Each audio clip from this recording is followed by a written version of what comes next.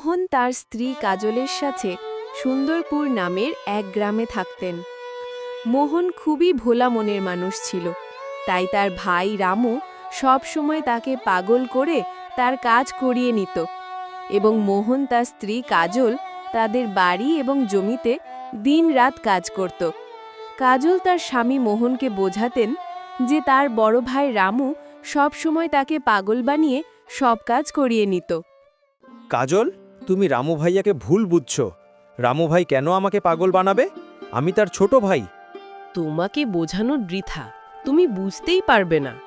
রামু ভাই কত চালাক, রামু ভাইয়ের চালাকি তুমি বুঝতে পারবে না, ঠিক আছে? এসব ছাড়ো, আমি তোমাকে কিছু টাকা দিচ্ছি, তুমি বাজার থেকে সবজি কিনে আনো। ঠিক আছে কাজল, তুমি বাকি রান্নার প্রস্তুত করো, আমি তাড়াতাড়ি করে সবজি নিয়ে আসছি। ঠিক আছে, কিন্তু গ্রামবাসীদের কথায় ভেসে যেও না এবং অন্য কোথাও কাজ শুরু করো না। ঠিক আছে, ওসব নিয়ে চিন্তা করো না। আমি শুধু সবজি নিয়ে আসব, আমি কারোর সাথে কথা বলবো না। এই বলে মোহন সবজি কিনতে চলে যায়। একটু এগিয়ে গেলে মোহন তার বড় ভাই রামুর সাথে দেখা হয়। আরে ভাই রামু, এত তাড়াহুড়ো করে কোথায় যাচ্ছ? বড় ভাই, কিছু না। কাজল আমাকে বাজার থেকে সবজি আনতে বলেছে, তাই আমি শুধু সবজি আনতে যাচ্ছি। মোহনের কথা শুনে রামু মনে মনে ভাবল, আরে সে বাজারে সবজি কিনতে যাচ্ছে, তাহলে তার কাছে টাকা তো অবশ্যই হবে। কেননা সেই টাকা নিয়ে আমি আজ আমার স্ত্রীর জন্য কিছু সুন্দর এবং গরম গরম সিঙ্গারা কিনে আনা যায়। কি হয়েছে বড় ভাই? তুমি কি নিয়ে ভাবছো?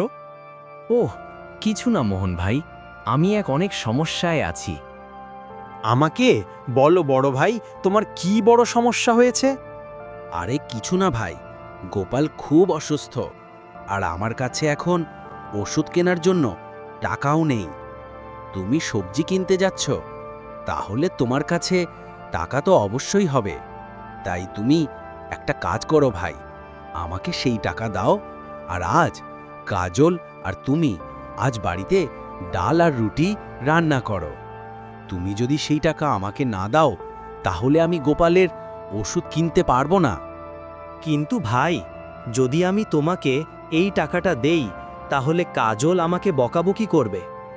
তাহলে তার মানে কি গোপাল তোমার কাছে কিছুই নয়? সে তোমার ছেলে নয়, তাই তুমি তাকে টাকাটা দিচ্ছ না, তাই না? ও না না বড় ভাই, ব্যাপারটা এমন নয়।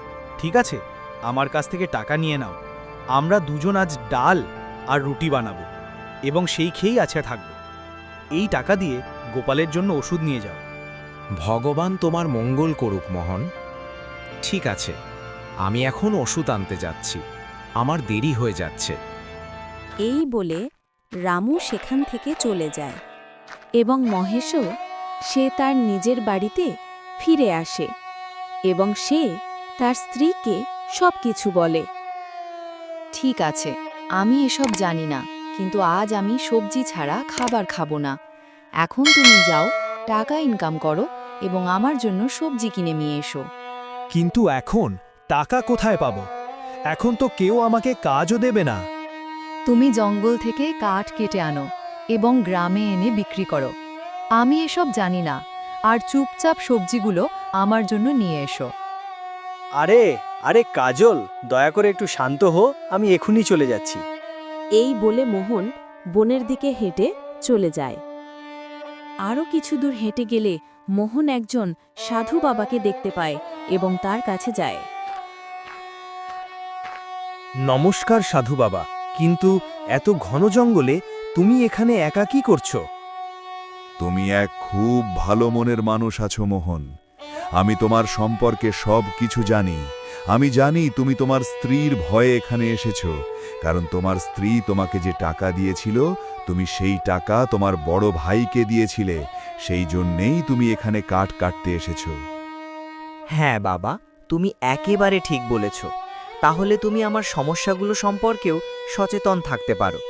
আমার স্ত্রী বলে যে সবাই আমার ভোলা পড়ার সুযোগ ওঠায়। এটা কি সত্যি সাধু বাবা? সবাই আমার সুযোগ নেয়? হ্যাঁ মোহন, গ্রামের সবাই তোমার ভোলাপনের সুযোগ ওঠায় এবং তোমার বড় ভাই তোমার ভোলাপনের সুযোগ নিচ্ছে আর তোমার কাছ থেকে সব কাজ করিয়ে নিচ্ছে। কিন্তু তুমি চিন্তা করো না, আমি তোমাকে যে বীজ দিচ্ছি তুমি সেই বীজ নিয়ে যাও এবং তোমার জমিতে সেই বীজ বপন করো। তুমি সেই বীজ থেকে ফসল ফলাবে, সেই বীজ থেকে জাদুকরী ফসল প্রস্তুত হয়ে যাবে। তারপর মোহন বীজের বান্ডিলটি নিয়ে সেখান থেকে চলে যায় এবং বাড়িতে গিয়ে তার স্ত্রীকে সেই ব্যাপারে সবকিছু বলে। এটা আবার কিভাবে হতে পারে? তুমি যাই বলতে পারো, কিন্তু আগামীকাল সকালে আমি আমার জমিতে এই বীজগুলো বপন করব এবং তারপর দেখব আমরা সত্যি এই বীজগুলো থেকে কোনো জাদুকরী ফসল ফলাতে পারি কিনা। তারপর পরের দিন সকালে স্বামী স্ত্রী দুজনেই তাদের বেলুকে নিয়ে মাঠে যায়। মাঠে পৌঁছানোর পর দুজনেই সেই বীজগুলো পুরো জমিতে ছড়িয়ে দেয় এবং তারপর সন্ধ্যায় দুজনেই তাদের বাড়িতে ফিরে আসে। তারপর পরের দিন সকালে, আরে শুনছো গো গিন্নি, আমি মাঠে যাচ্ছি জাদুকরী ফসল দেখতে। আমিও তোমার সাথে যাব। আমিও দেখতে চাই তোমার জাদুকরী ফসল কিভাবে হয়েছে এবং কোনো ফসল হয় কিনা। তারপর স্বামী স্ত্রী দুজনেই তাদের জমির দিকে যায় এবং জমিতে পৌঁছানোর পর তারা জমিতে ফসলগুলি দেখে অবাক হন। আরে বাহ, এটা সত্যি একটা জাদুকরী ফসল। গতকাল আমরা বীজটি জমিতে ছড়িয়েছিলাম এবং আজ ফসলটি প্রস্তুত। আরে হ্যাঁ গো গিন্নি, আমাদের এই জাদুকরী ফসল থেকে আমাদের শীঘ্রই ভালো দিন আসতে চলেছে। তারপর কয়েকদিন পর ফসল পাকে এবং মোহন তা কেটে বাজারে বিক্রি করে এবং কয়েক মাসের মধ্যেই মোহন তার কুঁড়েঘরের জায়গায় একটি বড় বাড়ি বানায়। কিন্তু যখনই তার বড় ভাই রামুর এই বিষয়টি জানতে পারে, এই মোহন কিভাবে তার জমিতে চাষ করছে, যা অল্প সময়ের মধ্যেই সে ফসল বিক্রি করে এত বড় বাড়ি তৈরি করেছে, আমাকেও দেখতে হবে সে কী ধরনের ফসল ফলায়। এই বলে রামু মোহনের জমিনের দিকে রওনা দেয় এবং মোহনের ফসল দেখে অবাক হয়। আমি জানি না ঈশ্বর এই মোহনের মধ্যে এমন কি দেখেছিল যে তিনি তাকে এত ধনী করে তুলেছেন এবং আমাকে এত দরিদ্রে দরিদ্র রেখেছে। তার ফসল এত হয়েছে যে সে এত বড় বাড়ি বানিয়ে নিয়েছে, তা দেখে আমার খুব হিংসে হচ্ছে। এখন আমাকে এটি সম্পর্কে কিছু করতে হবে। রামু এই বলে নিজের মনে মনে ভেবে নেয় যে তার ছোট ভাই মোহনের জমি নষ্ট করবে। তারপর এক রাতে রামু প্রচুর পোকামাকড় সংগ্রহ করে তার ছোট ভাইয়ের জমিটি এনে ছেড়ে দেয়, যার ফলে পুরো ফসল নষ্ট হয়ে যায়। তারপর পরের দিন সকালে যখন কাজল আর মহেশ তাদের জমি দেখতে আসে, তখন তারা তাদের ফসল নষ্ট দেখে হতবাক হয়ে যায়। এ কি হয়ে গেছে আমাদের জমিতে? আমাদের জমিতে এত পোকামাকড় কোথা থেকে এলো? এই পোকামাকড়ের কারণে এত ফসল নষ্ট হয়ে গেছে এবং আমাদের সংসারের খরচ কেবল জমি থেকেই মেটানো হচ্ছিল। এখন আমাদের কি হবে? ওহো গিন্নি, অত চিন্তা করছো কেন? এগুলো কেবল পোকামাকড়, প্রাকৃতিক অবদান, এবং প্রকৃতিকে কে থামাতে পারে? আমাদের এর কিছু সমাধান খুঁজে বের করতে হবে। সে শহর থেকে কীটনাশক এনে তার জমিতে ছিটিয়ে দেয়। কয়েকদিন পর তার জমিতে আবার ভালো ফসল হয়। এটা দেখে তার বড় ভাই রামু আরও মনে মনে জ্বলে ওঠে। আরে এখানে এভাবে বসে থেকে কিছুই হবে না। তুমি একটা কাজও ঠিকমতো করতে পারো না। যেখানে তুমি মোহনের জমিতে এই পোকামাকড় ছেড়ে দিয়েছিলে, সে কীটনাশক এনে তার জমিতে দিয়ে উৎপাদন আরও বাড়িয়ে নিয়েছে। এখন তার জমি আরও ভালো ফসল উৎপাদন করছে। আরে আমি আমার যথাসাধ্য চেষ্টা করেছি, এতে আমার কি দোষ? কিন্তু এখন তুমি চিন্তা করো না, আমি তাকে তার ফসলের রহস্য জিজ্ঞাসা করব। কারণ তুমি তো জানো মোহন একটু পাগল এবং সে আমাকে ভগবানের মতো মানে। সে আমাকে ভগবানের মতো মানলে সে আমার সাথে মিথ্যা বলবে না। যদি আমি কাল সকালে তাকে সব কিছু জিজ্ঞাসা করি, তাহলে সে আমাকে সব কিছু বলবে, কিভাবে সে এত ভালো ফসল পাচ্ছে। পরের দিন সকালে যখন মোহন তার জমির দিকে যাচ্ছিল, তখন তার বড় ভাই রামু তাকে পথে থামায়। আরে মোহন, তুমি অনেক বড় মানুষ হয়ে গেছো, একা একা এত ধনী হয়ে যাচ্ছ। তুমি তোমার বড় ভাইয়ের কথাও ভাবনি? তুমি একবারও আমার কাছে এসে জিজ্ঞাসা করনি ভাই কেমন আছো? টাকা কামানোর পর কি তুমি এত অহংকারী হয়ে গেছো? আর তুমি কিভাবে তোমার জমিতে ফসল ফলাচ্ছ, যেখানে তোমার ফসল এত ভালো হচ্ছে এবং তুমি খুব অল্প সময়ের মধ্যেই এত বড় বাড়ি তৈরি করে ফেলেছো? তুমি আসলে কি করছো? আরে না না বড় ভাই, ব্যাপারটা এমন নয়, তুমি আমার বড় ভাই। তারপর মোহন তার বড় ভাই রামুকে সাধু বাবার সম্পর্কে সবকিছু বলে। তার মানে সে একজন জাদুকর বাবা আছে? হ্যাঁ বড় ভাই, তোমারও একবার বাবার সাথে দেখা করতে যাওয়া উচিত। তিনি খুব ভালো এবং দয়াল বাবা, তিনি অবশ্যই তোমাকে সাহায্য করবেন। ঠিক আছে বড় ভাই, এখন আমাকে মাঠে যেতে হবে, আমার দেরি হয়ে যাচ্ছে। এই বলে মহেশ সেখান থেকে চলে যায়। এখন দেখে যাও মোহন, আমি কি করি। জাদুকরি ফসল চাষ করে তুমি অনেক টাকা আয় করেছো, কিন্তু এখন তুমি 1 টাকাও আয় করতে পারবে না। মনে মনে এই কথা ভাবতে ভাবতে রামু সোজা বনের দিকে চলে যায় এবং সাধু বাবাকে খুঁজতে শুরু করে।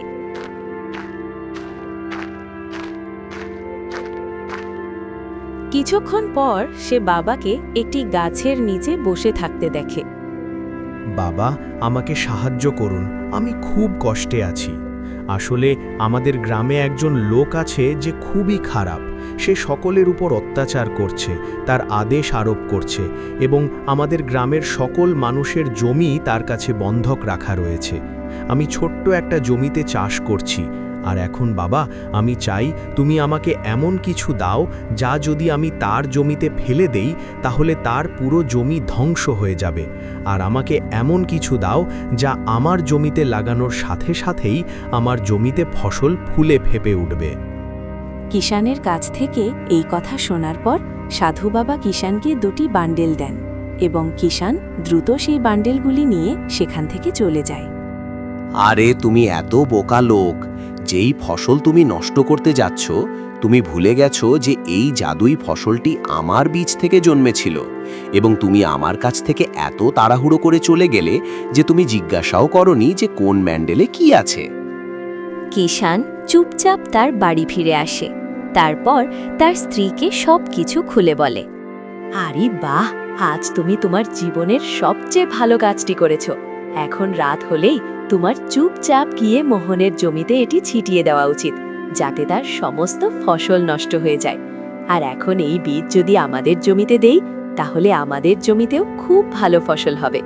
এখন আমাদেরকে খুব বেশি পরিশ্রম করতে হবে না। শোনো, আমার ফসল কাটার সাথে সাথেই আমি প্রথমে নিজের জন্য এত বেশি গয়না তৈরি করব যে পুরো গ্রামের আর কারো কাছে তা থাকবে না। হ্যাঁ হ্যাঁ গোগিন্নি, তুমি মোটেও চিন্তা করো না, আমরাও তাই করব। আমরা জাদুই ফসল ফলিয়ে পুরো গ্রামের সবচেয়ে ধনী ব্যক্তি হয়ে যাব, আর মোহন আবার দরিদ্র হয়ে যাবে। আর সেই দরিদ্র মোহন জানতেও পারবে না যে ওর বড় ভাই ওর সাথে এটা করেছে। আমি যতই খারাপ ব্যবহার করি না কেন, ও কখনোই আমার কথা ভাবতেই পারবে না যে ওর বড় ভাই তার ফসল নষ্ট করেছে। আরে একটু ধীরে কথা বলো, তুমি শুনেছ না যে দেয়ালেরও কান থাকে? গ্রামের কেউ যেন না জানতে পারে যে আমরা মোহনের সাথে এটা করেছি, না হলে আমাদেরকে পিটিয়ে এই গ্রাম থেকে বের করে দেওয়া হবে। আরে তুমি আমাকে আস্তে আস্তে কথা বলতে বলছো, আর তুমি নিজেই এত জোরে জোরে কথা বলছো। ঠিক আছে ঠিক আছে, আমি কিছু বলবো না।